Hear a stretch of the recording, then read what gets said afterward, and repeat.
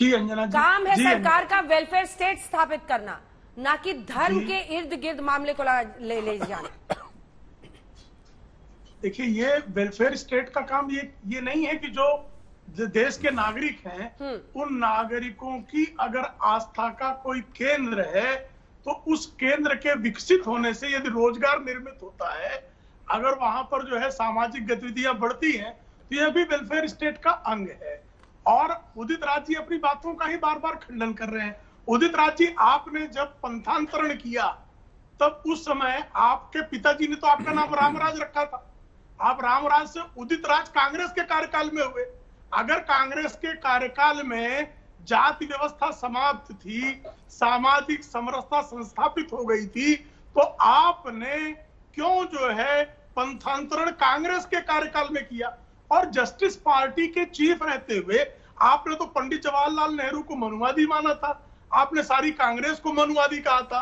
और आप इस बात को भी भली बात, आपकी हताशा और कुंठा हम लोग समझ सकते हैं कि आप भारतीय जनता पार्टी में आए, सांसद हो गए, भारतीय जनता पार्टी छोड़कर गए, कोई पद ही नहीं पा रहे हैं, तो निश्चित तौर पर आपकी हताशा, आपकी निराशा, आपकी कुंठा बार बार व्यक्त होती है। इसीलिए आप देश की राष्ट्रपति आदरणीय द्रौपदी मुर्मू के लिए भी अपशब्दों का प्रयोग करने में आपको जरा सा भी संकोच नहीं होता।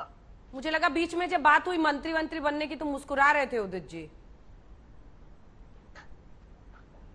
उदित जी, छोटा सा जवाब। अंजना जी, हाँ। आप भी मजाक कर लीजिए भाई, हम लोग तो कमजोर हैं। आप कहाँ कमजोर हैं सर?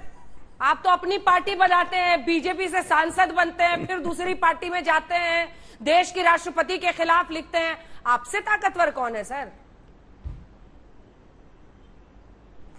देखिए, ऐसा जो शुक्ला जी ने कहा, अपनी बात को ही उन्होंने नकारा है। जब कॉन्स्टिट्यूशन में religion is separate from politics, तो चाहे कांग्रेस हो चाहे बीजेपी हो, एक काम इनका धार्मिक सामाजिक काम सामाजिक संस्थाओं को ऊपर छोड़ देना चाहिए, धार्मिक संस्थाओं को छोड़ना चाहिए। दूसरा, मैं रामराज से उदित राज बना था, उस समय वाजपेयी जी की सरकार थी, कांग्रेस की सरकार नहीं थी।